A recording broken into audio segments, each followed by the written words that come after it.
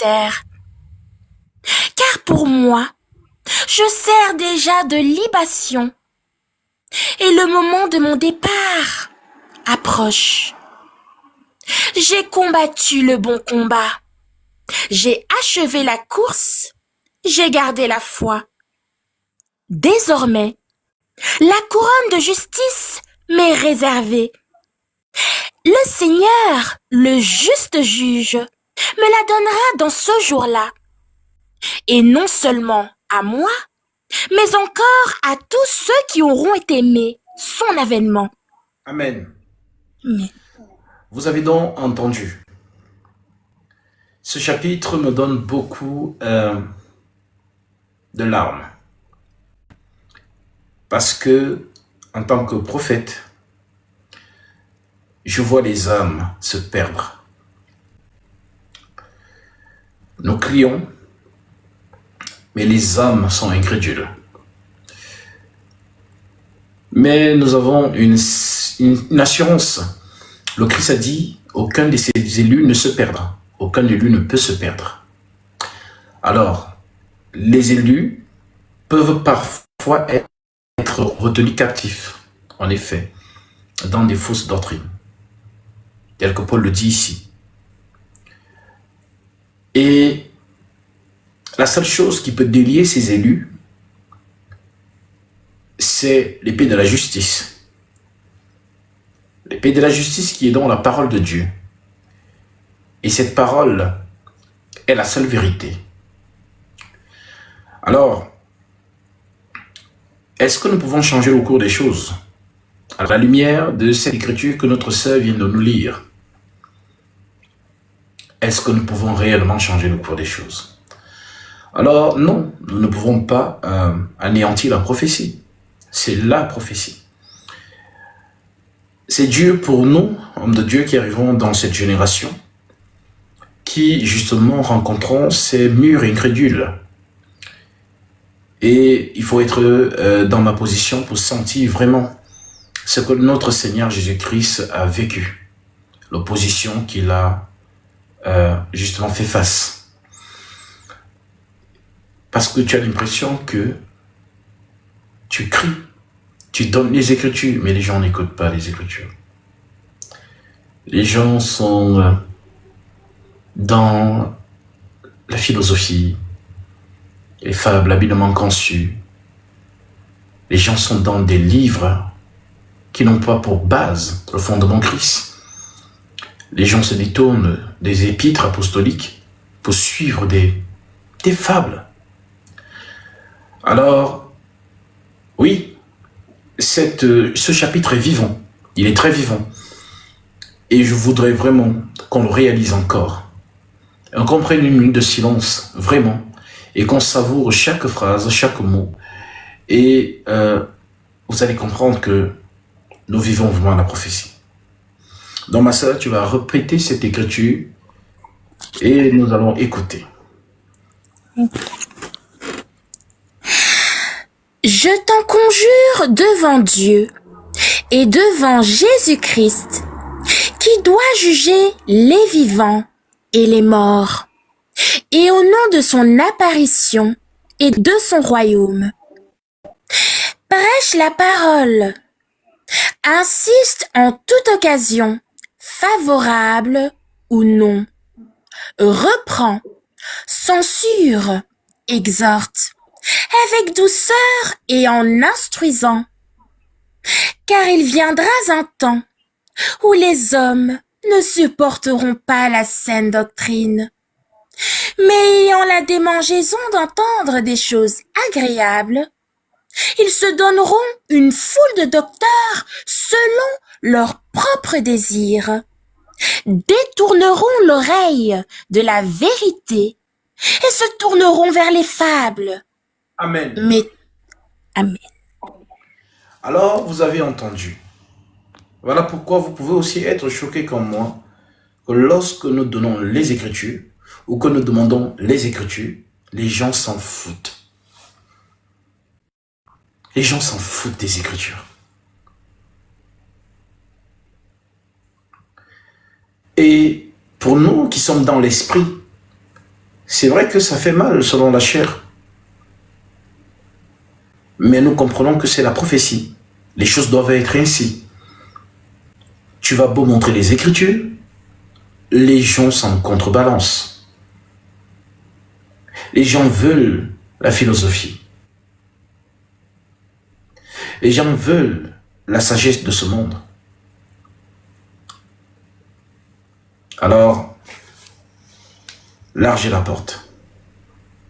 Spacieux le chemin qui mène à la perdition. Pardon. Étroite est la porte. Resserrez le chemin qui mène à la vie. Il y en a peu qui les trouvent. Alors je veux donc dire ici ce soir à tous les enfants de Dieu, vous tous que Christ a touché à la lumière des Saintes Écritures. Oui, parce que l'Écriture est le socle sur lequel vous êtes posé. Et quiconque vous parlera en l'air et ne vous donnera pas pour appui ce qu'il dit, les Saintes Écritures, alors ne regardez pas l'homme qui est en face de vous ou la femme qui est en face de vous, mais voyez ici l'esprit contraire à l'ange de lumière qui est derrière cette personne. Oui. Mes amis, je veux vous montrer Satan. Et Satan, on ne le voit pas à l'œil nu. Satan, on ne le voit pas au microscope. Satan, on ne le voit pas à la loupe. Mais Satan, on le voit à la lumière des Saintes Écritures. Satan, c'est un menteur. Et le mensonge, c'est contredire l'Écriture. Le mensonge, c'est parler sans Écriture. C'est ça le mensonge. Nous le crierons encore haut et fort, jusqu'à ce que le Seigneur décide de nous prendre.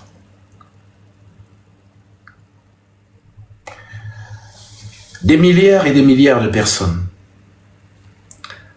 ont mis leur foi dans une entité appelée Marie. La Marie que prône le Vatican, qui n'est pas notre sœur Marie, ou encore notre mère Marie. De la même manière que Marie de Magdala est aussi notre mère, Suzanne, et toutes ces sœurs qui ont été zélées dans la vocation, et qui justement ont été utiles pour l'œuvre. Marie n'est pas supérieure à toi, mon frère. Marie n'est pas supérieure à moi, mon frère. Marie est un membre du corps de Christ. Et vous allez remarquer une chose. Tout au long de la vie de notre Seigneur Jésus-Christ, à chaque fois qu'on avait voulu faire des éloges à sa mère, il reprenait la personne. Prenons quelques exemples. Ma sœur, tu pourras lire Marc chapitre 3, à partir du verset justement 31.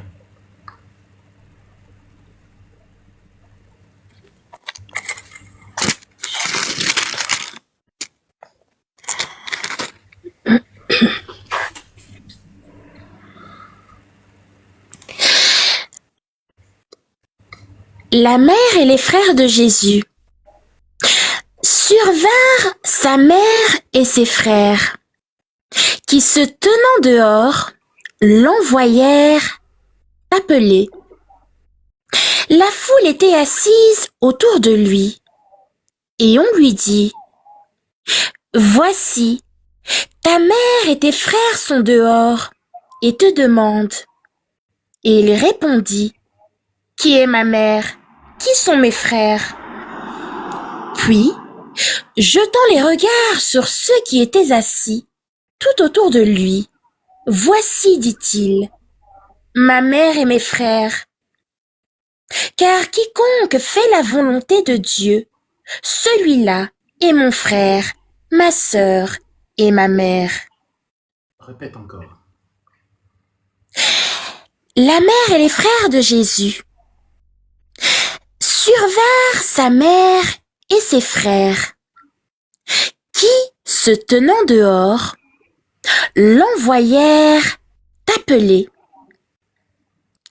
La foule était assise autour de lui.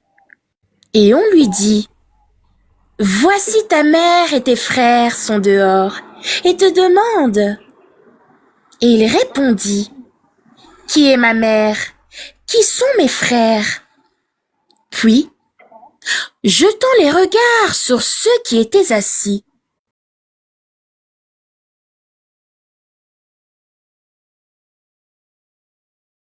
quiconque fait la volonté de Dieu, celui-là est mon frère, ma sœur et ma mère. Voilà donc les dires de notre Maître. Voilà les dires du vrai Jésus-Christ. Vous qui écoutez sa parole et qui la mettez en pratique, vous êtes ses frères, vous êtes sa sœur et vous êtes sa mère. Ce sont ses dires. Ce n'est pas Gatsby qui le dit. Je cite sa parole. Alors, le Seigneur aurait pu nous dire, lorsque vous avez besoin de quelque chose, demandez à ma mère. Et je vous assure que nous tous, nous serions dans cet exercice. Mais le Seigneur n'a pas laissé cette recommandation. Aujourd'hui, ce démon, parce que c'est ce qu'il en est, ce démon qui usurpe l'identité de notre sœur, de notre mère et du membre de corps de Christ appelé Marie, qui actuellement est dans le sein d'Abraham en train de dormir avec tous les saints qui sont déjà partis. Personne n'est monté au ciel. Et nous allons le prouver à la lumière des Saintes Écritures. Il n'y a personne dans le royaume céleste. Car dire qu'il y a quelqu'un dans le royaume céleste, c'est contredire la prophétie de Jean. Nous allons tous savourer ce jour ensemble. Nous allons tous voir le Tout-Puissant ensemble, selon sa propre parole. Heureux les cœurs purs, car ils verront Dieu. Ce jour est un jour de gloire. Ce jour est un jour de fête. De tous les labeurs, de toutes les souffrances, toutes les atrocités que les enfants de Dieu ont vécues dans cette terre. Ce jour est pour nous un jour de fête, un jour de louange, d'exaltation, de félicité. Alors nul n'a précédé ce jour. Alors, nous allons rajouter à cette écriture Luc chapitre 11 verset 27, ma sœur.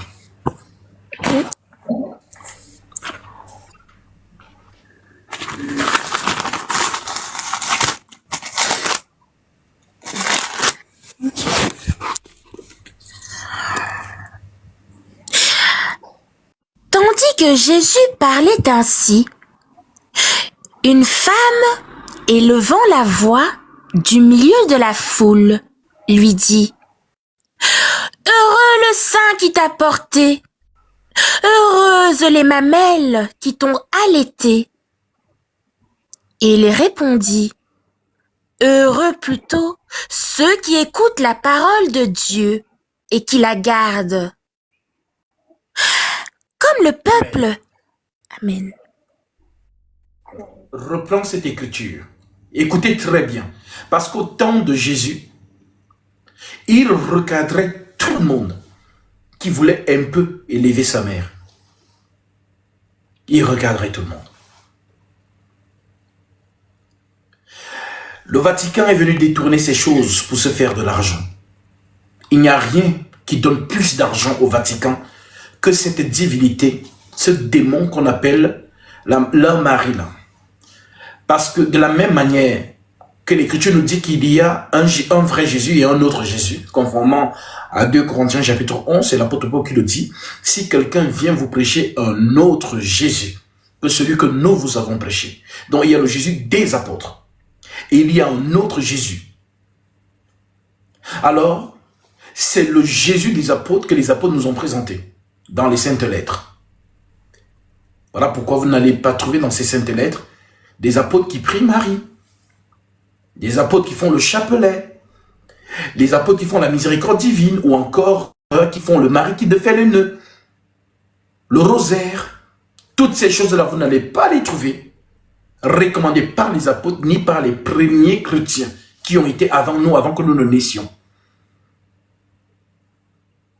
Mes amis, je sais que vous êtes nés dans des familles comme moi. Mon père était dans le Vatican, mon grand-père avant lui, ma mère également. Je suis né dedans, j'ai grandi dedans. On m'a inculqué ces valeurs. J'ai pris ma première communion, j'ai pris ma confirmation, j'ai fait toutes ces choses avant d'être ce que je suis aujourd'hui. Et je vous ai toujours dit, ce n'est pas quelqu'un qui m'a prêché pour que je sorte du Vatican. D'ailleurs, personne ne pouvait le faire. J'étais très zélé lorsque j'étais dans le Vatican. Je prends le Seigneur Jésus-Christ à témoin. C'est lui en pleine prière qui est venu me sortir de là, mystiquement. Voilà pourquoi je sais quelle entité je combats. Je sais quelle entité je combats. Parce que cette chose-là, nous avons tous été agenouillés devant cette statuette. S'il y a des enfants du Vatican qui sont dans ce live en faux profil, ils savent que ce que je dis est vrai. Ils se mettent à genoux, ont un chapelet à la main, ferment les yeux devant une petite statuette ou une grande statuette de Marie et commencent à prier. Alors je vous informe. Et je suis sûr que si vous êtes les enfants de Jésus-Christ, ne vous inquiétez pas. Un jour, vous sortirez de là. Peu importe autant que ça prend, vous allez sortir. Mais si vous n'êtes pas de Jésus-Christ, s'il ne vous connaît pas, alors vous allez demeurer là jusqu'à votre mort. Je peux donc vous le dire, au nom de Jésus-Christ, que c'est un démon que vous priez. Parce que le Seigneur m'a sorti de là. Pas que j'ai rêvé, parce que j'ai vu une vision. De manière palpable, l'apparition. Voilà pourquoi je sais de quoi je vous parle. Malheur à moi si je parle par audace. Malheur à moi si j'invente des choses. Malheur à moi parce qu'on ne joue pas avec Dieu. Je sais ce que j'ai vécu. Alors que ceux qui sont de Dieu, écoutent ce que je dis. À la lumière de cette écriture. Nos premiers frères et sœurs en Christ que nous n'avons pas connus, mais que nous pouvons lire dans les épîtres, notamment lorsque nous lisons l'épître aux Romains.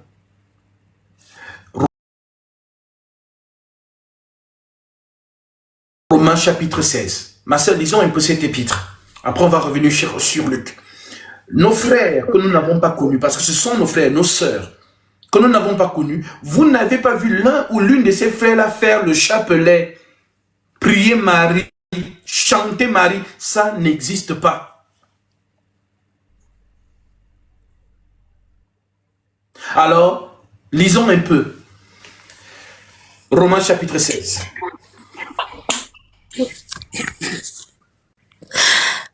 Je vous recommande Phobé, notre sœur, qui est diaconesse de l'église de Cenchreae, afin que vous la receviez en notre Seigneur d'une manière digne des saints, et que vous l'assistiez dans les choses où elle aurait besoin de vous, car elle a donné aide à plusieurs et à moi-même.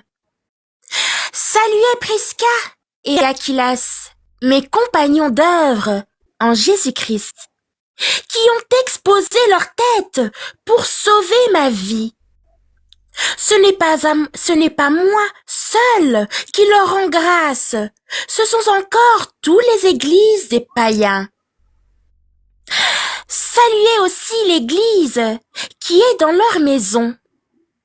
Saluez Épaïnette, mon bien-aimé, qui a été pour Christ les prémices de l'Asie.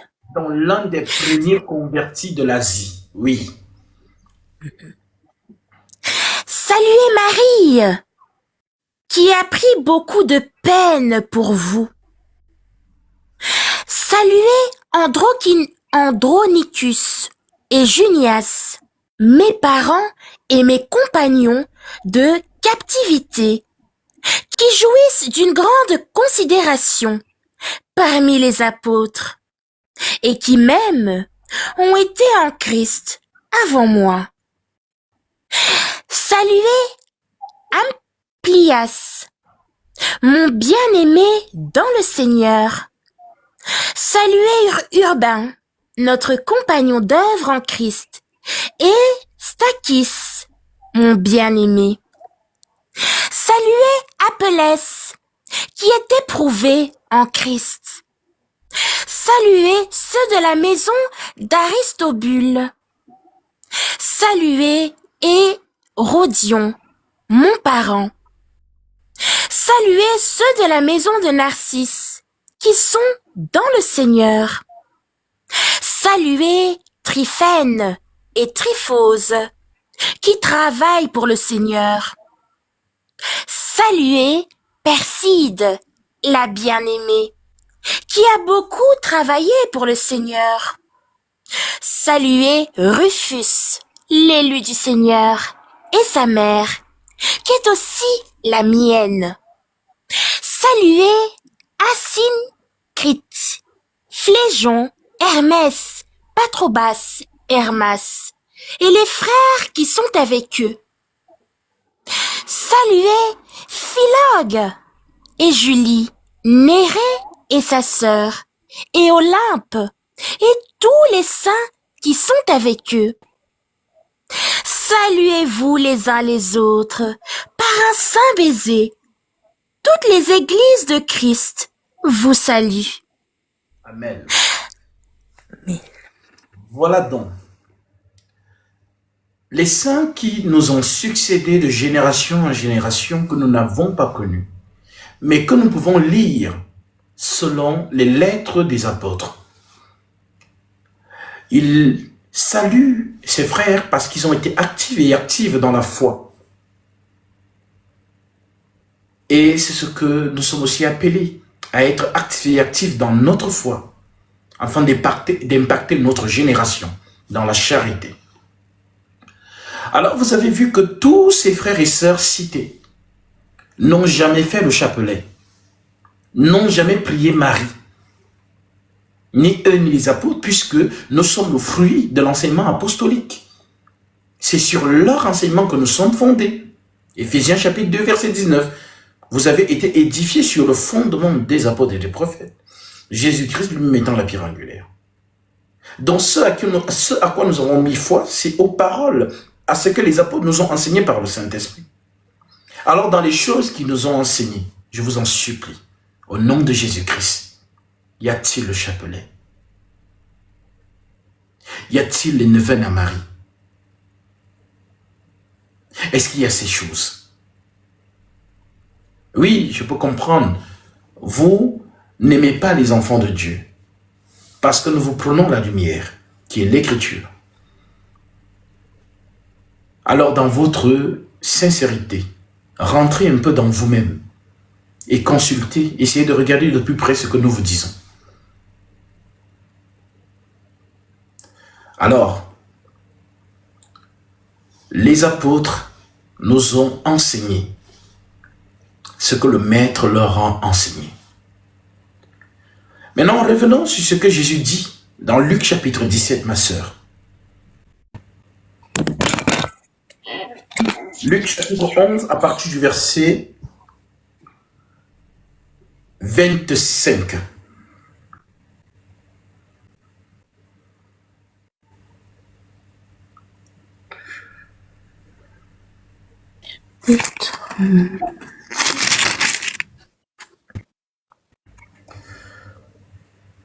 Tu peux même lire à partir du verset 14. À partir du verset 14 jusqu'au verset 27. Écoutez bien la lecture. Guérison d'un démoniaque muet, réponse de Jésus à ses adversaires. Jésus chassa un démon qui était muet. Lorsque le démon fut sorti, le muet parla. Et la foule fut dans l'admiration. Mais quelques-uns dirent, « C'est par Belzébul, le prince des démons, qu'il chasse les démons. » Et d'autres, pour l'éprouver, lui demandèrent un signe venant du ciel.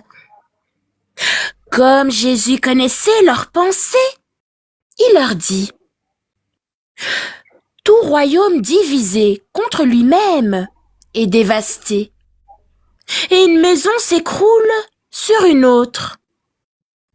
Si donc Satan est divisé contre lui-même, comment son royaume subsistera-t-il? Puisque vous dites que je chasse les démons par Belzébul. Et si moi, je chasse les démons par Belzébul, vos fils, par qui les chassent-ils? C'est pourquoi ils seront eux-mêmes vos juges. Mais si c'est par le doigt de Dieu que je chasse les démons, le royaume de Dieu est donc venu vers vous. Lorsqu'un homme fort et bien armé garde sa maison, ce qu'il possède est en sûreté. Mais si un plus fort que lui survient et le dompte, il lui enlève toutes les armes dans lesquelles il se confiait et les distribue ses dépouilles. Celui qui n'est pas avec moi est contre moi, et celui qui n'assemble pas avec moi disperse. Lorsque l'esprit impur est sorti d'un homme, il va dans les lieux arides pour chercher du repos. N'en trouvant point, il dit, « Je retournerai dans ma maison d'où je suis sorti. » Et quand il arrive, il la trouve balayée et ornée. Alors il s'en va et il prend sept autres esprits plus méchants que lui.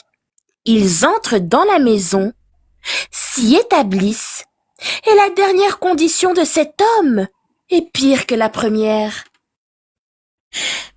Tandis que Jésus parlait ainsi, une femme, élevant la voix du milieu de la foule, lui dit, « Heureux le sein qui t'a porté, et heureuses les mamelles qui t'ont allaité. » Et il répondit, « Heureux plutôt ceux qui écoutent la parole de Dieu et qui la gardent. » Comme le peuple s'amassait en foule, il se mit à dire, « Cette génération est une génération méchante. Elle demande un miracle. Il ne lui sera donné d'autre miracle que celui de Jonas. Car de même que Jonas fut un signe pour les Ninivites, de même le Fils de l'homme en sera un pour cette génération. La reine du Midi se lèvera au jour du jugement avec les hommes de cette génération et les condamnera parce qu'elle vint des extrémités de la terre pour entendre la sagesse de Salomon. Et voici, il y a ici plus que Salomon. Alléluia. Amen. Alors, vous avez entendu. Voilà une femme qui crie dans la foule parce qu'elle est dans l'admiration du discours du maître. Alors elle s'exclame, « Heureux les mamelles qui t'ont allaité !» Et Jésus répond, « Heureux plutôt. » Donc il casse cela. Heureux plutôt ceux qui écoutent la parole de Dieu et qui la gardent.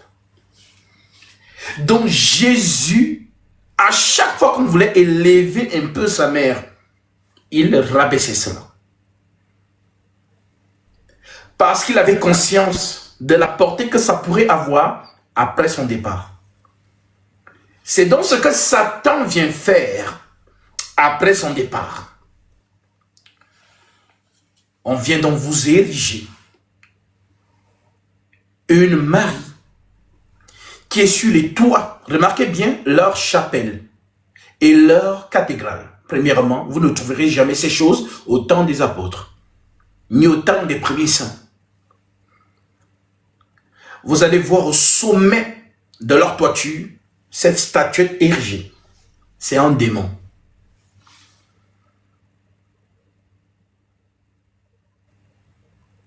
c'est un démon. Et ce démon apparaît, montre des signes. Ce qu'on appelle des miracles mensongers. Ce démon fait sortir l'huile. Vous voyez une statuette, l'huile commence à suinter, ils appellent ça des miracles. Où vous allez voir les pieds, le sang commence à couler, ils appellent ça des miracles. Mes frères, c'est une grande supercherie qui donne beaucoup d'argent au Vatican. Ils le savent. C'est un secret bien gardé. Vous savez combien de personnes? S'il y a 3 milliards de personnes qui sont encore retenues captives dans le Vatican et qui vouent des prières à cette entité, vous savez ce que ça représente énergétiquement?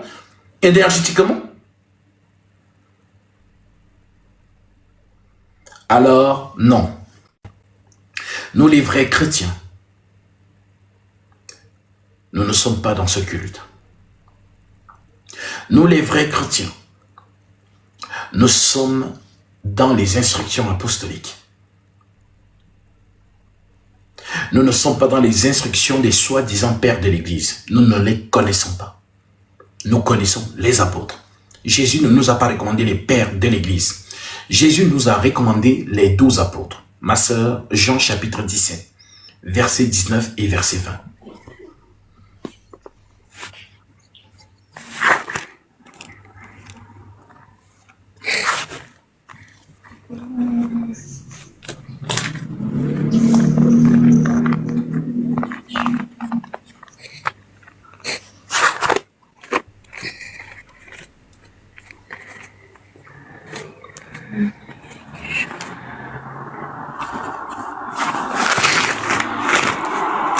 Jean 17.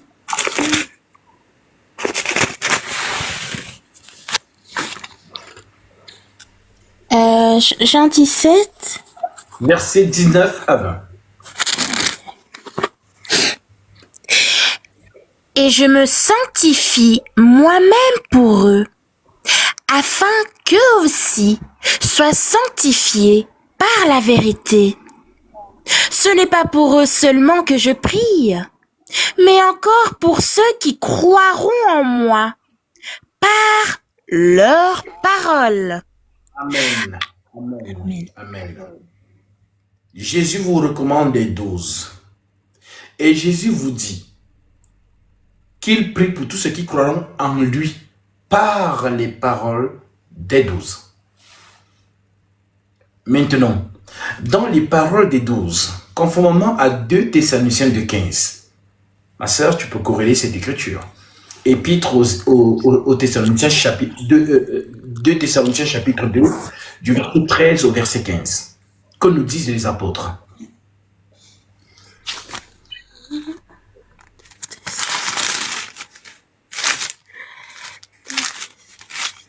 Et je veux le témoignage vraiment pour vous tous aussi qui étaient dans le Vatican comme moi et qui, par la grâce de Dieu, vous avez réussi à sortir de là.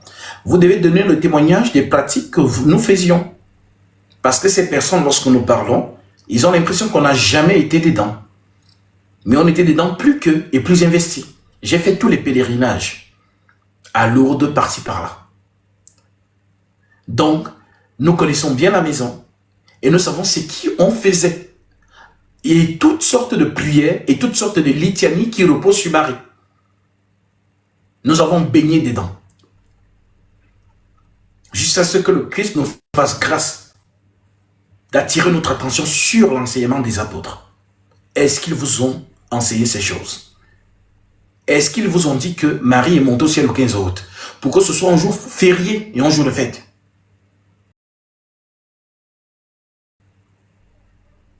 De la même manière que Jésus est ressuscité, Satan a orchestré la soi-disant résurrection de Marie. Voilà pourquoi elle est aujourd'hui à la place d'une déesse. Et il l'appelle Reine du ciel. Qui est Reine du ciel est une déesse. Mais nous savons qu'effectivement, il y a une Reine du ciel. En effet, nous allons lire cette reine et vous allez voir qui c'est. Car un seul roi, c'est Jésus-Christ, le roi des anges. Marie n'a jamais été la reine du ciel. Parce qu'il n'y a pas de reine du ciel. Il y a le roi du ciel, qui est Jésus-Christ. Mais il y a une reine du ciel, dont Dieu lui-même en parle dans les Saintes Écritures. Nous lirons après cette lecture. Oui, ma sœur. Pour nous, frères bien-aimés du Seigneur, nous devons à votre sujet rendre continuellement grâce à Dieu, parce que Dieu vous a choisi dès le commencement pour le salut, par la sanctification de l'Esprit et par la foi en la vérité. C'est à quoi il vous a appelé par notre évangile, pour que vous possédiez la gloire de notre Seigneur Jésus-Christ. Ainsi donc, frères, demeurez fermes et retenez les instructions que vous avez reçues, soit par notre parole, soit par notre lettre. Que notre Seigneur Jésus-Christ lui-même et Dieu notre Père, qui nous a aimés et qui nous a donné par sa grâce une consolation éternelle et une bonne espérance, console vos cœurs et vous affermisse en toute bonne œuvre et en toute bonne parole. Amen. Vous avez compris? Maintenant, voilà pourquoi je vous bénis. Vous, je ne sais pas qui est derrière ce live. Toi qui es resté fidèle à ce que uniquement les apôtres ont.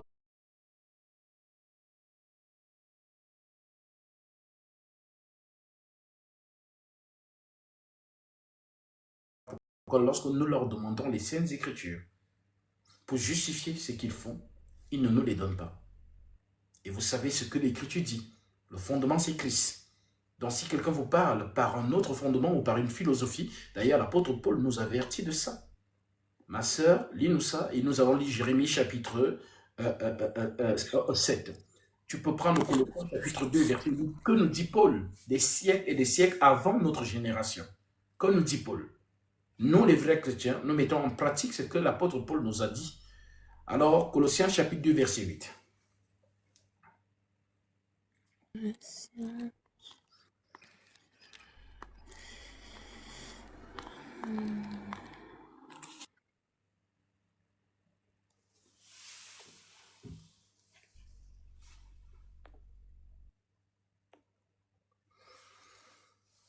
Effectivement, oui, mon frère Serge. À chaque fois que nous leur demandons les Écritures, ils s'énervent. Ce n'est pas eux qui sont énervés, non. C'est l'Esprit qui est derrière. Parce que l'Écriture est la lumière. Ta parole est une lampe à mes pieds, une lumière sur mes sentiers. Donc, lorsque vous demandez les Écritures, c'est la vérité. L'Écriture, c'est la vérité. L'Écriture ne vous mentira jamais. Mais les hommes, par leur philosophie, vous mentiront.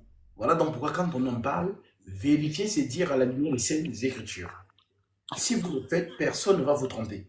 Mais si vous ne le faites pas, alors sachez que vous êtes encore à Babylone. Vous n'êtes pas encore sortis. Nous sommes sortis de Babylone. Comme l'Écriture dit, sortez du milieu de mon peuple. Pour sortir de Babylone, il faut avoir les yeux. Car un aveugle ne peut pas sortir. Tu es dans l'obscurité. Voilà pourquoi le Christ peut tenir ce genre de discours. Je suis venu donner le recouvrement de la vue aux aveugles. Luc chapitre 4. Je suis venu donner le recouvrement de la vue aux aveugles. Car si on voit, on peut sortir. Si on ne voit pas, on est dedans, sans le savoir. Alors oui, ma soeur. Prenez garde que personne ne fasse de vous sa proie par la philosophie et par une vaine tromperie, s'appuyant sur la tradition des hommes, sur les rudiments du monde, et non sur Christ. Amen. Alors,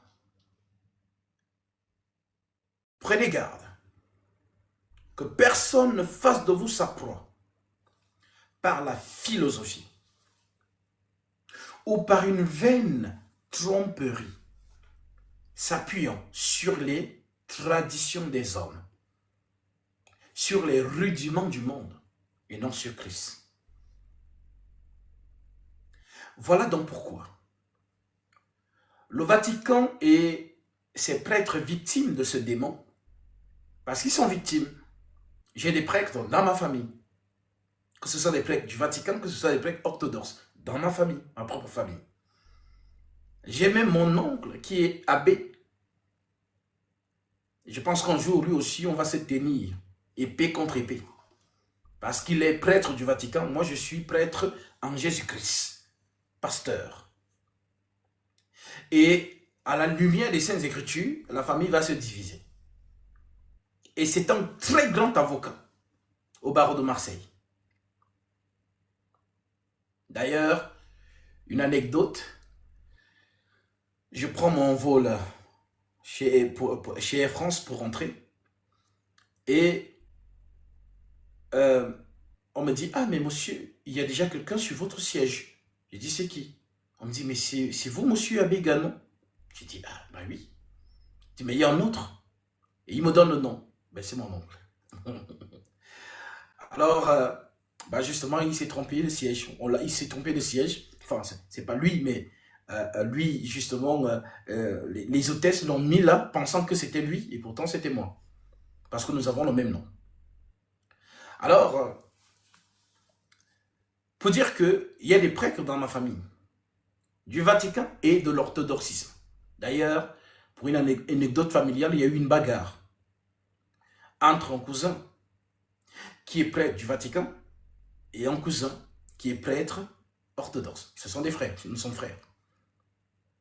Pourquoi la bagarre? Parce que la grand-mère étant décédée, on décide donc que c'est celui du Vatican qui va lire la messe.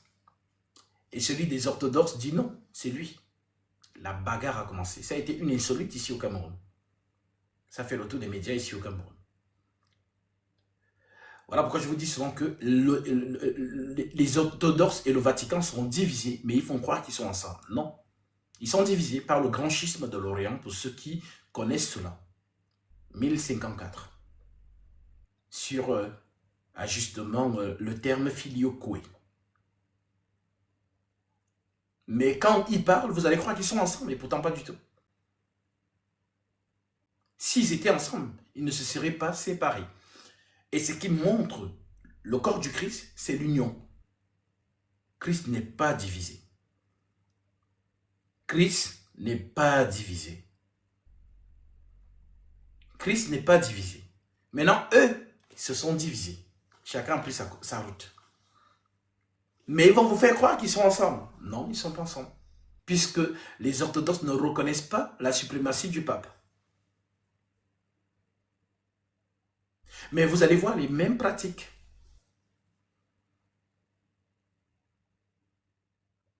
Donc on dirait des pharisiens et des sadducéens qui ne s'entendent pas, mais pour faire tomber Jésus, vont s'unir. Alors, c'était une anecdote pour vous faire comprendre que je suis les deux pieds dedans. Mon combat, tel que je l'ai vécu dans l'apparition là, c'est de sortir ceux qui doivent sortir du Vatican. Même s'il n'y en a que deux, j'aurais fait mon travail. Et je suis content de vous voir aussi plein que j'ai baptisé en sortant de cette secte, cette congrégation diabolique.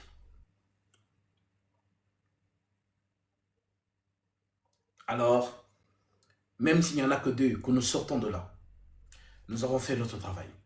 Donc tout au long de ma génération, tout au long de mon ministère, de ma vocation, je ramènerai au Seigneur ce qu'il m'a donné. Car tout émissaire a une liste. Comme lui-même avait une liste. Je n'ai perdu aucun, si ce n'est le fils de perdition, afin que l'écriture fût accomplie. Alors, lisons donc la Reine du Ciel, qui est référencée dans les Saintes Écritures. Jérémie, chapitre 11. Prophète Jérémie, chapitre 7, plutôt. Prophète Jérémie, chapitre 7, à partir du verset 1.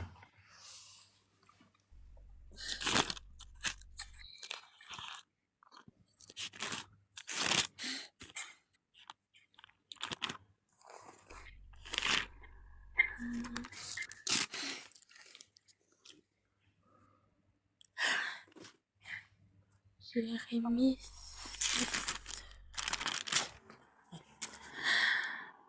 Est-elle à vos yeux une caverne de voleurs? Jérémie chapitre 7. Oui, Jérémie chapitre 7. À partir du verset 1. Ah, verset 1. La parole qui fut adressée à Jérémie de la part de l'Éternel en ces mots.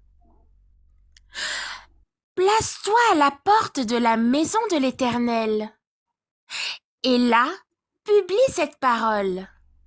Et dis, écoutez la parole de l'Éternel, vous tous, hommes de Juda, qui entrez par ces portes, pour vous prosterner devant l'Éternel.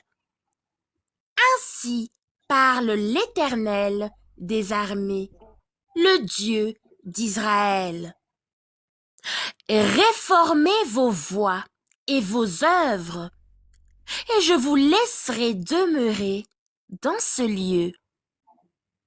Ne vous livrez pas à des espérances trompeuses en disant « C'est ici le temple de l'Éternel, le temple de l'Éternel, le temple de l'Éternel. » Si vous réformez vos voies et vos œuvres, si vous pratiquez la justice envers les uns et les autres, si vous n'opprimez pas l'étranger, l'orphelin et la veuve, si vous ne répandez pas en ce lieu le sang innocent, et si vous n'allez pas après d'autres dieux pour votre malheur, alors je vous laisserai demeurer dans ce lieu, dans le pays que je donnais à vos pères, d'éternité en éternité. Mais voici, vous vous livrez à des espérances trompeuses, qui ne servent à rien. Quoi? Dérober, tuer, commettre des adultères, jurer faussement, offrir de l'encens à Baal, aller après d'autres dieux que vous ne connaissez pas. Puis, vous venez vous présenter devant moi, dans cette maison sur laquelle mon nom est invoqué, et vous dites « Nous sommes délivrés !» Et c'est afin de commettre toutes ces abominations? Est-elle à vos yeux une caverne de voleurs? Cette maison sur laquelle mon nom est invoqué. Je le vois moi-même, dit l'Éternel. Allez donc au lieu qui m'était consacré à Silo, où j'avais autrefois résidé mon nom, et voyez comment je l'ai traité, à cause de la méchanceté de mon peuple d'Israël. Et maintenant, puisque vous avez commis toutes ces actions, dit l'Éternel, puisque je vous ai parlé dès le matin et que vous n'avez pas écouté, puisque je vous ai appelé et que vous n'avez pas répondu, je traiterai la maison sur laquelle mon nom est invoqué, sur laquelle vous faites reposer votre confiance, et le lieu que j'ai donné à vous et à vos pères, de la même manière que j'ai traité Silo. Et je vous rejetterai loin de ma face, comme j'ai rejeté tous vos frères, toute la postérité d'Éphraïm. Et toi, n'intercède pas en faveur de ce peuple. N'élève pour eux ni supplication, ni prière. Ne fais pas des instances auprès de moi, car je n'écouterai pas. Ne vois-tu pas ce qu'ils font dans les villes de Juda et dans les rues de Jérusalem?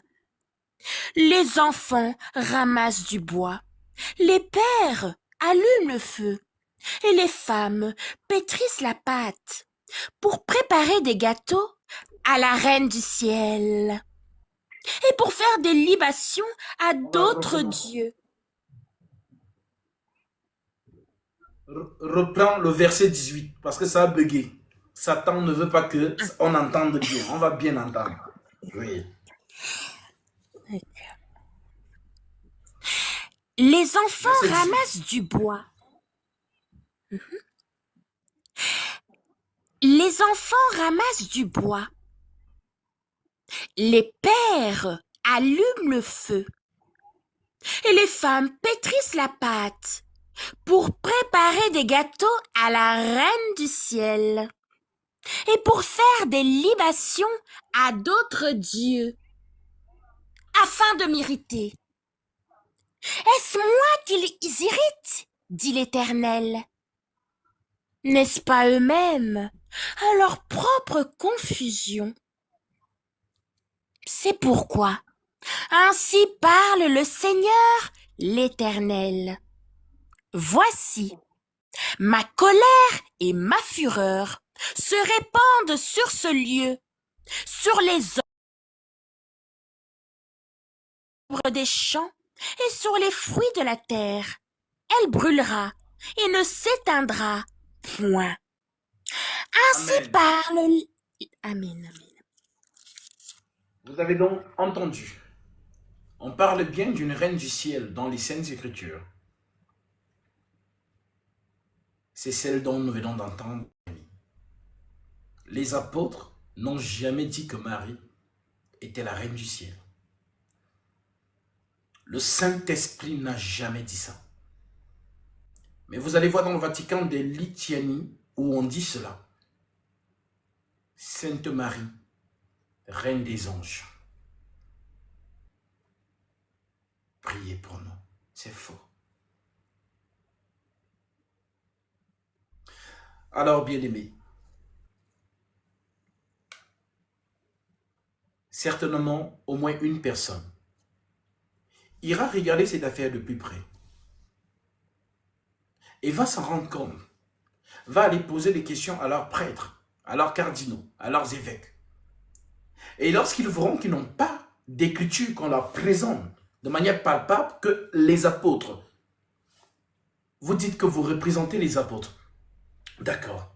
Vous nous avez enseigné des choses. Oui, on est né dedans. Nous avons trouvé nos parents dans le catholicisme romain. On a été inculqués dedans. On nous a éduqués dans ces choses. Mais lorsque nous commençons maintenant à comprendre certaines choses, à lire les lettres des apôtres, nous constatons qu'il y a un déphasage. Il y a comme si vous et les apôtres, vous ne faites pas la même chose. Par exemple, est-ce que vous pouvez nous montrer la messe dans le parcours des apôtres? Où est-ce qu'ils ont fait la messe? Ça n'existe pas. Ça n'existe pas. À la lumière des Saintes Écritures, on peut faire une démonstration ici et maintenant. Que quelqu'un du Vatican envoie sa demande. Posez-lui cette question. Et on va voir s'il va répondre à la lumière des Saintes Écritures. Les apôtres n'ont jamais fait la messe. La manière dont les prêtres sont habillés, les cardinaux et tous ces gens-là, est-ce qu'un des apôtres a été habillé de cette manière? Ça n'existe pas. Ça n'existe pas. Vous allez demander cela à la lumière des Écritures. N'ayez pas peur des prêtres. Allez leur poser cette question. Ils ne vont pas vous donner les Écritures. Alors, s'ils vous ont orienté dans des choses que les apôtres n'ont pas fait, alors, ne voyez-vous pas que vous avez été égarés? Et si vous mourrez dedans, vos âmes sont perdues. Alors, revenez, je vous en supplie, à l'enseignement des apôtres. Ce sont eux que le Christ nous a recommandés, et non les saints ignates d'Antioche, et non les Irénée de Lyon. Car je crois, oui en effet, que celui qui a été au pied des apôtres a reçu une instruction. Il s'appelle Timothée. Il était jeune, très jeune. Il est plus crédible que tous vos papes. Lisons cela. Que dit l'apôtre Paul au jeune Timothée? 2 Timothée chapitre 2, verset 1. Toi donc, mon enfant, fortifie-toi dans la grâce qui est en Jésus-Christ. Et ce que tu as entendu de moi, en présence de beaucoup de témoins, confie-le à des hommes fidèles, qui soient capables de l'enseigner aussi à d'autres. Souffre avec Amen. moi. Nous voyons donc ici que Paul transmet son enseignement à Timothée. Et il dit à Timothée, ce que tu as entendu de moi, l'enseignement que je t'ai donné, toi aussi à ton tour, confie-le à des hommes fidèles, fidèles, qui soient capables de l'enseigner aussi à d'autres.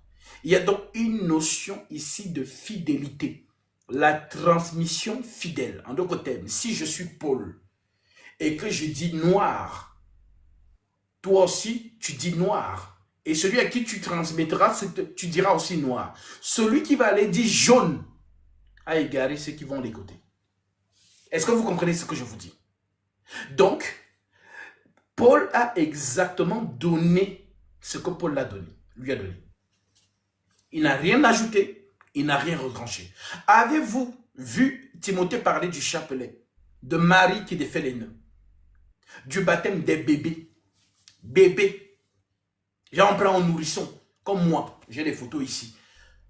On m'a baptisé bébé, le père Schmitt de l'Allemagne, qui était réputé au Cameroun,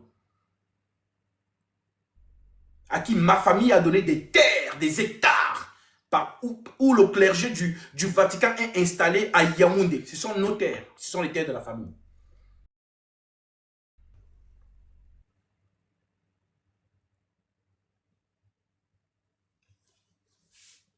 Oui, car si vous allez au tribunal, le nom qui est en tête sur cette terre, c'est le nom de mon père.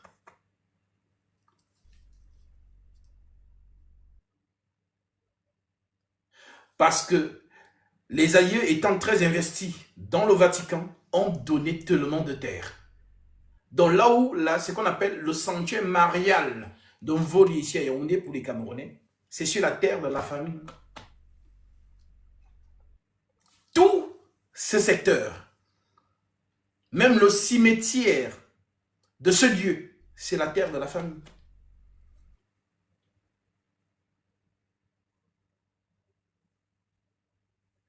Alors, vraiment, Timothée a exactement transmis ce que Paul lui a donné. Il n'a rien ajouté, rien retranché. Voilà donc pourquoi ce jeune Timothée est plus illustre, est plus fiable que le pape d'aujourd'hui, que Léon XIII et tous les papes. D'ailleurs, je vais vous lire la liste, car je l'ai ici.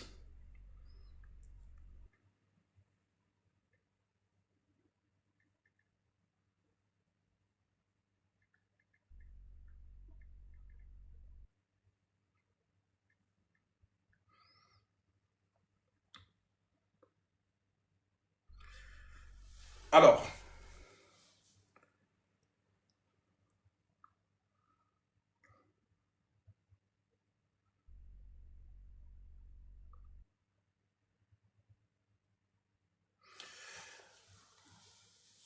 origine du titre de pape.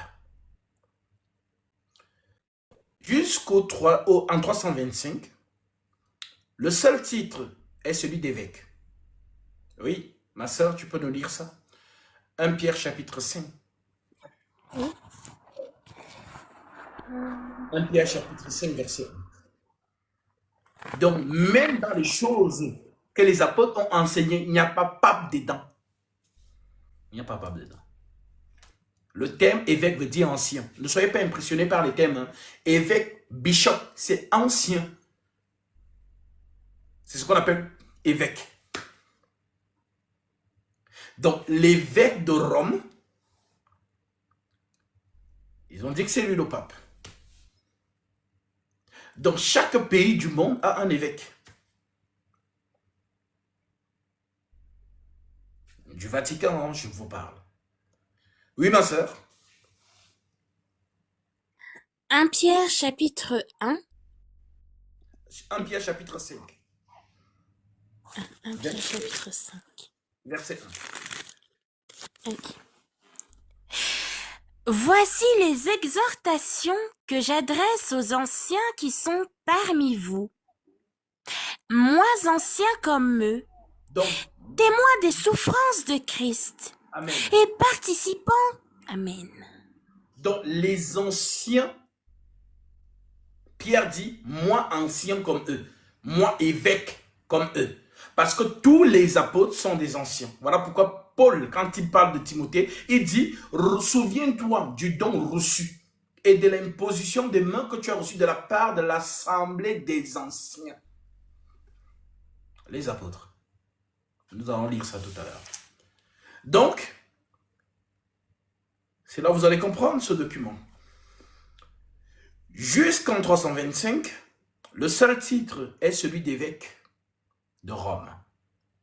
Le titre de pape n'est point la première fois attesté pour désigner l'évêque de Rome que sous Marcellin 296-304.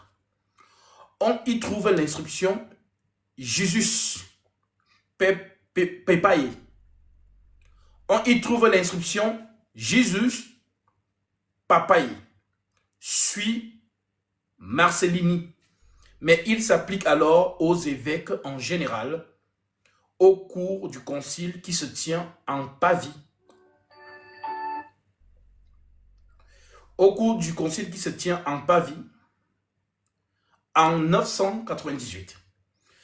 Grégoire V demande l'archevêque Arnolphe II de Milan de renoncer à se faire appeler ainsi, puis Grégoire VII, 1073-1085, édite un dictatus papae, réservant l'usage du terme au pontife romain, au souverain.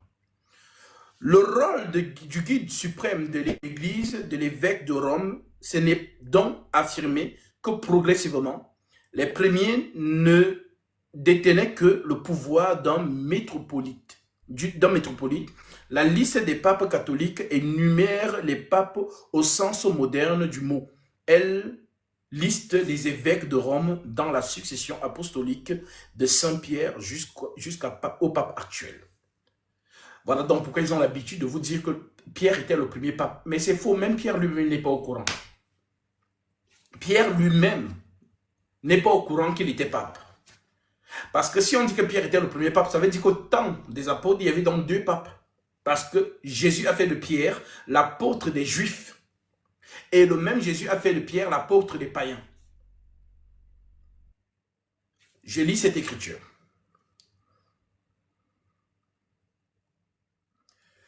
Nous sommes ici dans Galates. Si la sœur a l'écriture devant elle, elle pourra lire. Galates chapitre 2.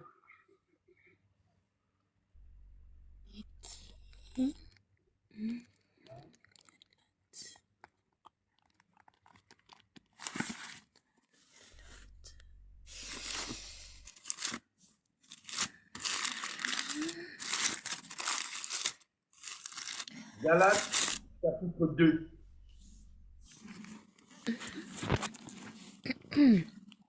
Verset 6.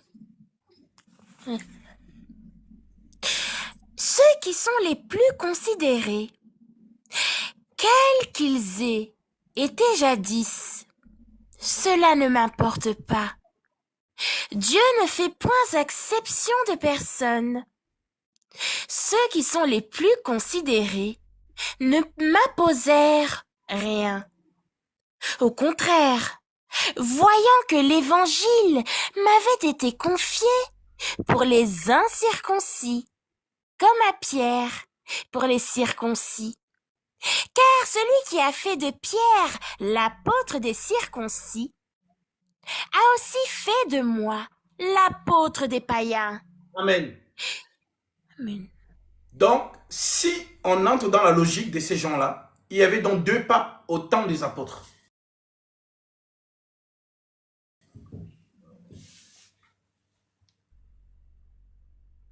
Pierre, premier pape selon eux, et Paul, pape. Mais en fait, Pierre n'a jamais été au courant qu'il était pape. Pierre était un apôtre et un ancien, automatiquement. Conducteur du troupeau du Christ. Comme tous les apôtres d'ailleurs, et comme l'apôtre Paul. Alors, si on s'en tient donc,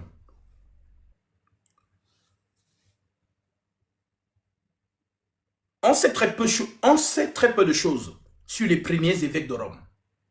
Pour certains, même seul leur nom nous est connu. Le plus ancien, l'ancienne source connue est Irénée de Lyon. Le fameux Irénée de Lyon. Au IIe siècle. Qui donne le nom des titulaires des principaux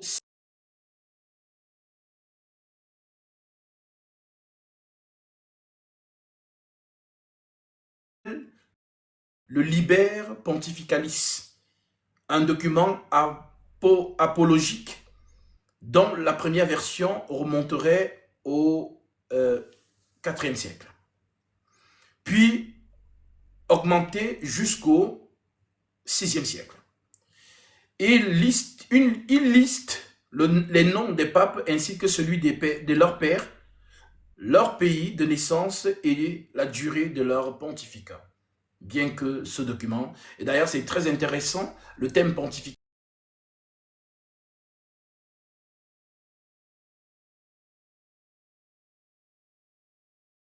Pontifis Solis. Oui.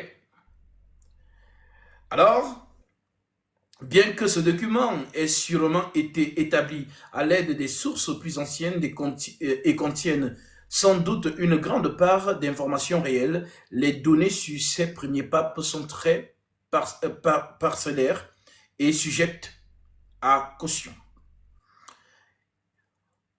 Voilà donc comment on va donc citer les premiers papes. Donc on commence. Saint-Pierre, donc selon eux, Saint-Pierre.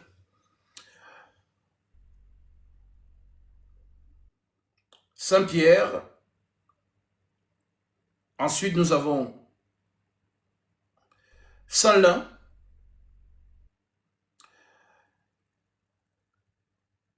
Nous avons ensuite, en troisième position, Saint-Anaclée. Ensuite, nous avons Saint-Clément, premier. Ensuite, nous avons Saint-Évariste. Ensuite, nous avons Saint-Alexandre, premier. Saint-Sixte, premier. Saint-Télésphore. Saint-Hygine. Saint-Pie, premier.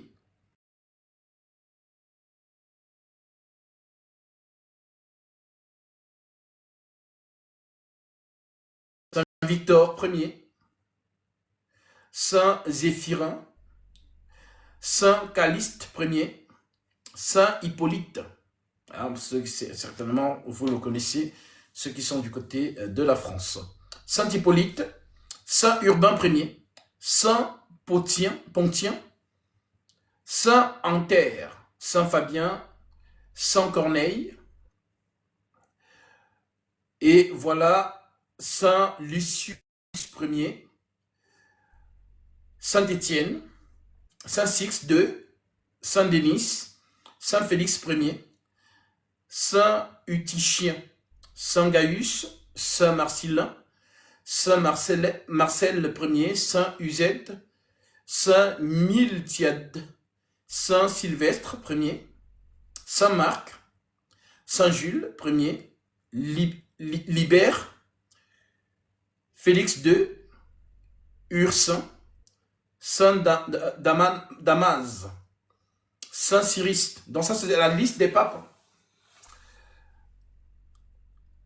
Saint-Innocent, Saint-Zosime, Saint-Elalus, Saint-Boniface Ier, Saint-Célestin, Saint Sixte III, Saint Léon Ier, Saint Hilaire, Saint Simplice, Saint Félix III, Saint Gélase Ier, Saint Anatase II, Saint Simarque, Saint Laurent, Saint Hormisdas, Saint Jean Ier, Saint Félix IV, Diocose, Boniface II, Jean II, Agapé Ier, Silver, Vigile, Pélage Ier, Jean III, Benoît Ier, Pélage II, Grégoire Ier, Sabinien,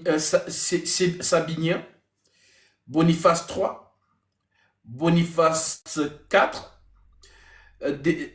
Adéodate Ier, Boniface V, Honorius Ier, Séverin, Jean IV, Théodore Ier, Saint Martin Ier, il y a un pape qui avait mon prénom, Saint Eugène Ier, Saint Vitalien, Adéatate II, Donus, Agathon, Léon II, Benoît II, Jean V, Conon, Théodore II, Pascal, Saint Serge Ier. Donc Serge, tu as un homonyme qui était pape. Jean VI, Jean VII, Sininius, Constantin, Saint Grégoire II, Saint Grégoire III, Zacharie, Étienne II, Étienne III, Saint Paul Ier, Constantin II, Philippe, Étienne III, Adrien Ier, Saint Léon III, Étienne IV, Pascal Ier, Eugène II. Donc, Grégoire, et si on remonte jusqu'en 2025, vous connaissez le pape actuel. Donc, pour vous dire que la remontée historique de ces personnes, apparemment, ce sont eux dont alors qui ont bifurqué, qui n'ont pas perpétué le message que Paul a transmis à Timothée. Je le dis encore, s'il y a un jeune qu'on a transmis les choses, c'est Timothée.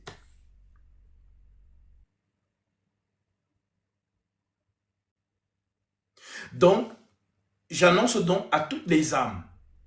Vous qui êtes dans le Vatican, vous avez souvent l'habitude de dire l'église fondée par Jésus-Christ, c'est l'église catholique dans le Vatican. C'est faux. C'est faux. L'église inaugurée par le Saint-Esprit à Jérusalem est celle où les 12 apôtres étaient justement dans la chambre haute. Et tous ceux qui, au cours des siècles, ont gardé l'enseignement apostolique sont la continuité de cette église et non le Vatican. Parce que dans l'église où les apôtres ont été les enseignants, ils n'ont jamais enseigné que Marie est montée sur le 15 août. Mais vous priez même, vous vous agenouillez, vous faites des rituels. Le pape, on le voit à la télé, baiser les pieds de Marie, la statuette. Vous avez un rituel des crânes. Vous dites que ce sont les crânes des premiers papes, couronnés de pierres précieuses.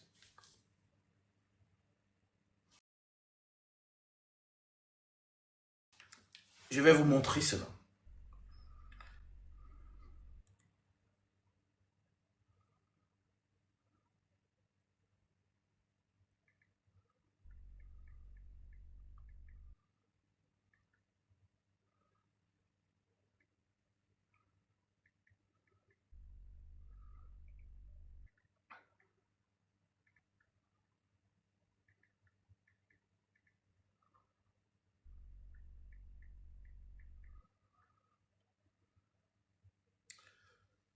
Alors,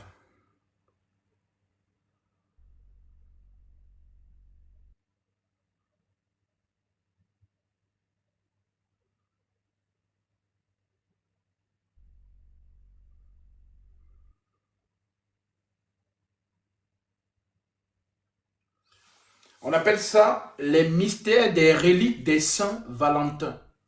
C'est ça ici. Il y en a plusieurs, hein? Donc les anciens saints apparemment qui sont partis.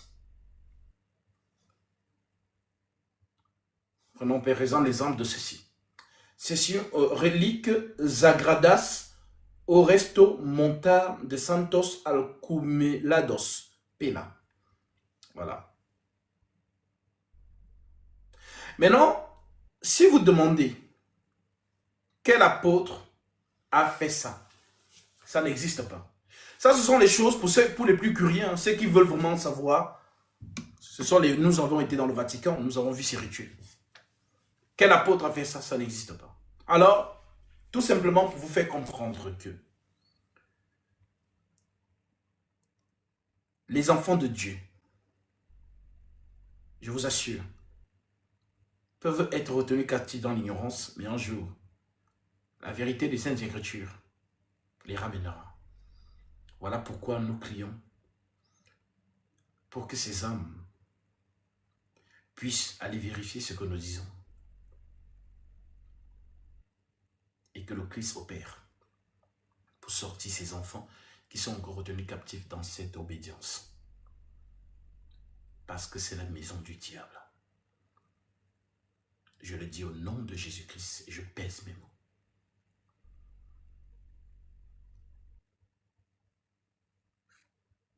Car mon Jésus est plus puissant que le Jésus du Vatican. Oui. Mon Jésus est plus puissant que le Jésus du Vatican. Parce que mon Jésus est celui des apôtres. Je suis rigoureux avec seulement ce que les apôtres m'ont instruit à la lumière des saintes lettres. Voilà pourquoi, aux yeux des vrais enfants de Dieu, j'aurai toujours raison dans les Écritures. Parce que je donne toujours les Écritures. Mais vous ne donnez pas des Écritures. Vous philosophez. Et vous croyez impressionner ceux qui n'ont pas fait latin avec des grands mots en latin ou en grec. C'est la marmaille. Car lorsque ce dernier va encore vous dire à l'un de vous que eux, ils suivent la didascalie, qui simplement veut dire l'enseignement, didascalie. Vous leur dites, ah, ok, vous suivez la didascalie, d'accord, mais de qui? Ah non, la didascalie des apôtres, d'accord. Alors vérifions donc les enseignements apostoliques et montrez-nous où ils ont fait le chapelet dans leur didascalie, où ils ont prié Marie, où ils ont recommandé de prier Marie dans leur didascalie. Ça n'existe pas. Montrez-nous dans la didascalie des apôtres où les apôtres ont baptisé au nom du Père, du Fils et du Saint-Esprit. Ça n'existe pas. Tous les apôtres ont baptisé au nom de Jésus. Montrez-nous où les apôtres ont baptisé un bébé. Ça n'existe pas. Tous les apôtres avaient cette condition que Jésus leur avait donnée. Celui qui croira et qui sera baptisé sera sauvé. Donc la condition pour se faire baptiser, c'est de croire. Un bébé ne croit pas.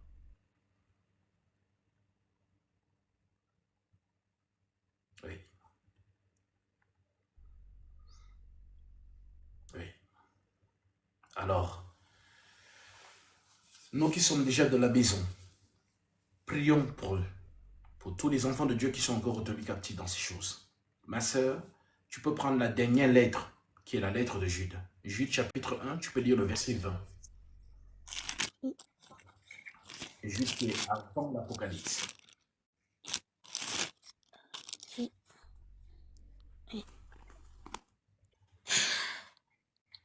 Adresse et salutations. Jude, serviteur de Jésus-Christ et frère de Jacques. Amen. Verset 20. Verset 20.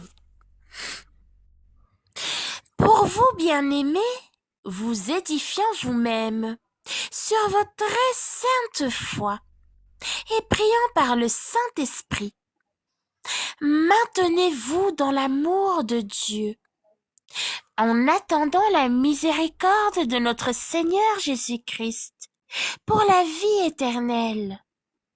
Reprenez les uns, ceux qui contestent, sauvez-en d'autres en les arrachant du feu. Et pour d'autres encore, ayez une pitié mêlée de crainte, haïssant jusqu'à la tunique souillée par la chair. Amen. Or, à celui qui peut vous préserver de toute chute et vous faire paraître devant sa gloire irrépréhensible et dans l'allégresse, à Dieu seul, notre Sauveur, par Jésus-Christ, notre Seigneur, soit gloire, majesté, force et puissance, dès avant tous les temps, et maintenant, et dans tous les siècles. Amen. Amen. Donc, attelez donc vous à cet exercice. Prions pour tous les saints. Prions pour tous les enfants de Dieu qui sont encore retenus captifs dans l'ignorance du Vatican. Et prions pour ceux qui sont encore aussi retenus captifs dans toute autre obédience, qui ne confessent pas le Christ. Nos prières sont efficaces. La prière des justes est d'une grande efficacité. Souvenez-vous que le Seigneur a dit, si Dieu s'accorde sur la terre, il demande une même chose, ce qu'ils demanderont leur seront accordés. Ne vous inquiétez pas. Ce n'est pas l'unanimité que nous recherchons, mais que ceux qui appartiennent à Christ, qui sont encore retenus captifs dans cette maison du diable, puissent en sortir. Et croyez-moi, si nous prions avec foi et persévérance, et d'ailleurs nous voyons les résultats. Beaucoup, voilà, sont ici, qui étaient encore dans ces obédiences-là, mais que le Christ a touché par la force des Écritures, et qui justement ont quitté ces choses. Je vous ai lu ici la lettre d'une de nos sœurs qui vit en Suisse, qui justement, de manière actée et officielle, on lui a remis ces documents pour lui faire comprendre qu'elle n'est plus du Vatican. Elle n'est plus un membre de l'Église du Vatican. Et vraiment, c'est une victoire pour nous tous. Voilà, donc aucun élu ne se perdra. C'est notre génération. Un sauvé, sauver les autres. Alors, attelons-nous à la prière. Et car même ces prêtres, il faut prier pour eux, pour qu'ils puissent s'en rendre compte. D'ailleurs, ce sont des choses qu'on n'en parle pas beaucoup, mais beaucoup de prêtres quittent justement ces ordres-là. Je vous assure, ce n'est pas quelque chose qu'on met beaucoup en lumière. Beaucoup de prêtres quittent ces choses-là parce qu'ils ont compris la ruse. Voilà, donc prions pour les enfants de Dieu. Parce que dans cette prison, il y a encore les enfants de Dieu. Et prions pour eux, pour que le Seigneur les sorte de là et les ramène à la lumière des Saintes Écritures apostoliques. Voilà mes frères, ce que je voulais partager avec vous ce soir. Maintenant, je vais prendre voilà, des questions.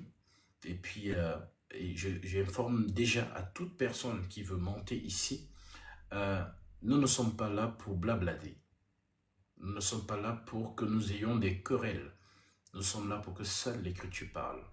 Parce que les chrétiens préfèrent qu'aux Écritures. Ma sœur, Actes chapitre 17, verset 11.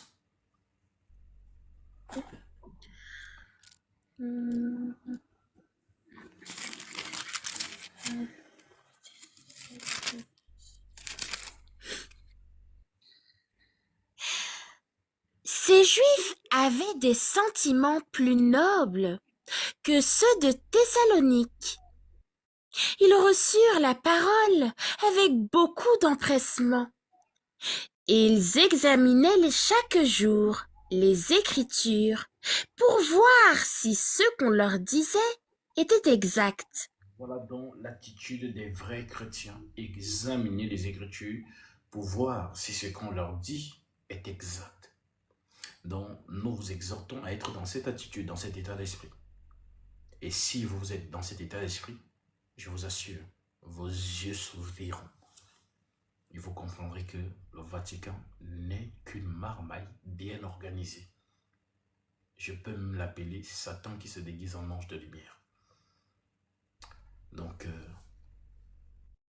priez pour les membres de vos familles qui sont encore à l'intérieur. Insistez avec les Écritures. Acculez-les à aller lire les Écritures. Acculez-les à aller lire les Écritures. Vous allez voir que eux-mêmes, soit ils vont voir la vérité en face et ils vont eux-mêmes décider de ne pas croire à la vérité parce que l'Écriture, c'est la vérité. Et ils pourront justement, lorsqu'ils mourront, ne pas avoir d'excuses auprès du Christ. Oui, parce que lorsqu'on meurt dans l'ignorance, on ne verra pas le Seigneur. On va dans la fosse, directement. Même si tu cries, même si tu pleures, que le Seigneur en vision vous fasse écouter les cris de la fosse. Les âmes perdues. C'est réel. Donc, chacun sera face à la mort. Oui. Et si vous êtes escorté par les anges, bienvenue à la maison, parce qu'ils vous dirigeront vers le sein d'Abraham. Un lieu de sommeil pour les saints. Quand on dit rip, c'est pour les saints. Ce sont les saints qui dorment. Ma sœur, 1 Thessaloniciens chapitre 4, verset 13. Où sont le en Christ? Où sont les premiers chrétiens? Où est Paul? Où est Pierre? Où est Jacques? Où sont tous ces saints qui sont partis? Ces saintes qui sont parties, elles sont où? Ils sont où? Oui. 1 Thessaloniciens chapitre 4, verset 13. Nous ne voulons pas, frères, que vous soyez dans l'ignorance, au sujet de ceux qui dorment, afin que vous ne vous affligez pas comme les autres qui n'ont point d'espérance. Amen. Donc les saints dorment. Les saints dorment. Pourquoi ils dorment? Parce qu'il y a une promesse. Ma sœur,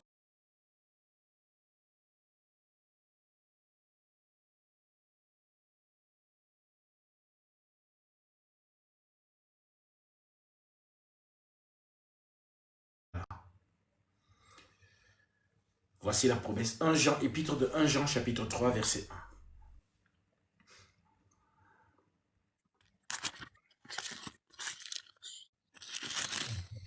Oui, 20 péages. Il nous a dit qu'il y a 20 péages. Et non seulement il y a 20 péages, mais que les démons viendront vous rappeler vos péchés. Et quand vous allez leur demander, ah mais c'est écrit où ce que vous dites? Ça n'a pas de fondement. Ce sont des fables habilement conçues. Oui. Voyez quel amour le Père nous a témoigné pour que nous soyons appelés enfants de Dieu. Et nous le sommes. Si le monde ne nous connaît pas, c'est qu'il ne l'a pas connu. Bien-aimés, nous sommes maintenant enfants de Dieu. Et ce que nous serons n'a pas encore été manifesté. Mais nous savons que, lorsque cela sera manifesté, nous serons semblables à lui, parce que nous le verrons tel qu'il est. Amen. Voilà la promesse des saints. Voilà la promesse des saints. Donc tous les saints qui dorment attendent ce jour-là avec nous. Et maintenant, nous répondons à cœur ouvert et aimant. Jeune, tu ne connais rien, tu ne connaissais rien. Alors, si je ne connais rien, monte ici, me montrer ce que je ne connais pas, à la lumière des Saintes Écritures. Tu dis que je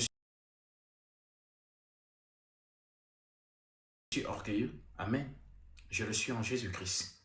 Si donner les Écritures et dire la vérité et appeler orgueil dans ce monde, alors oui, je suis orgueilleux selon vous. Mais selon mon Dieu, j'honore mon Père dans la fidélité de sa parole. Voilà donc pourquoi, si tu avais la moindre vérité, tu serais monté ici et me montrer que tu as dit telle chose, c'est faux, tu as dit telle chose, c'est faux, à la lumière des Saintes Écritures. Donc, les choses que tu peux dire en commentaire, voilà. Si vous avez quelque chose à dire, vous montez ici et vous nous montrez où ce que nous avons dit à la lumière des Saintes Écritures qui est faux. Tout simplement.